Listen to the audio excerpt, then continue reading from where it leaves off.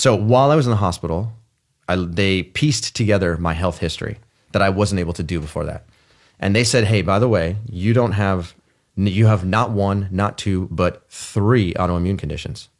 And I was like, wait, what? And they said, yeah, you have Hashimoto's hypohyroidism, which had set in 6 months prior.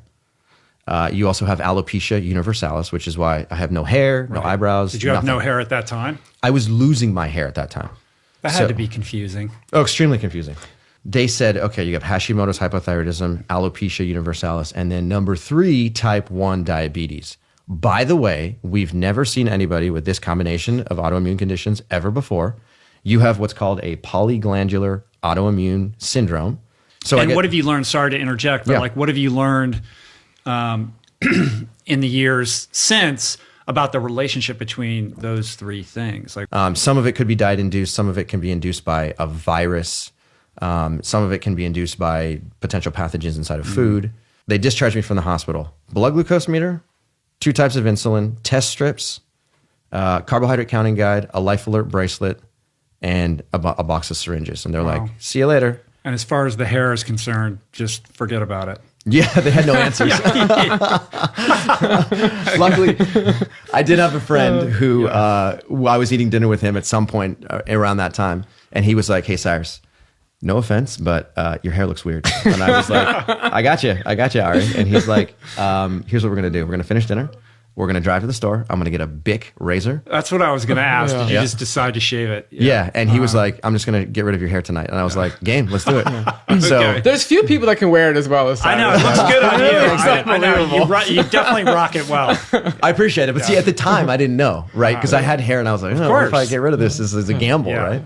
And so I got that. Plus, I also got this idea of like, you should eat a low carbohydrate diet. And I was like, why would I do that? They said, well, when you eat more carbohydrates, your blood glucose will go up and your insulin use will go up. So a simple way to not have that happen is to reduce your carbohydrate intake, and then you can keep your glucose controlled and you can keep your insulin controlled. And I said, cool, sounds good. So I started eating a lower carbohydrate diet. More turkey burgers for breakfast, eggs, Black Forest ham sandwiches for lunch with, small amount of bread. I'd have some fish for dinner, small amounts of rice. And I was just really trying to focus on like eating more fat and protein rich foods and eating less carbohydrate because that's what my doctor had told me. So for the first year of my life with diabetes, it's supposed to make my glucose more controllable. It didn't, not at all. So it all kind of came to a tipping point. One day I had gone to work in the morning. I had played a game of soccer at lunch for an hour. I had worked out in the morning before work. I had eaten a low carbohydrate diet, and then I got home at like 5 o'clock p.m. to go to eat dinner. So I checked my blood glucose in preparation for eating dinner, and I was hoping that it would be in range. Give me a 120, a 130, then that I can inject a normal amount of insulin, go eat my dinner, and go to sleep. I checked my glucose, and it was like 288. And I got so frustrated because, again, I was doing everything that I was supposed to do. And so I just got filled with this just anxious rage, and I just picked up my glucose meter and I just threw it across the room, and it just hit the wall and shattered. And then I just sunk into the couch and I just started crying. And I was just like, I was so frustrated that I couldn't figure this out. And it was in that moment where I literally heard a voice inside of my head, and the voice said, Cyrus, just learn how to eat. You don't know anything about nutrition. Learn how to eat, and your life will fundamentally change for the better. And I was like, okay, this is my calling. This is me. This is your message from God. Literally, yeah. And you're like, and I probably should get a new glucose meter. That's right. Yeah, exactly. So the next day, I basically started looking for more information. I started getting recipe books. I started, viewing videos online and talking to people. One thing led to another. And I got introduced to this guy named Doug Graham. So Doug Graham, when I met him, he basically was the only person I knew that was confident in talking to a person with type 1 diabetes. So I go to a retreat that he's hosting, and under his guidance, he basically says, listen, I'm going to transition you to a diet that's basically lots of fruit, lots of vegetables. And we're going to temporarily, while you're here, we're going to give up meat, cheese, chicken, fish, and high-fat foods in general. I said, okay, great, let's do this. Over the course of that 7 days, What happened to my blood glucose was mind-blowing, absolutely mind-blowing. I went into it with, again, really highly variable blood glucose, a lot of insulin use.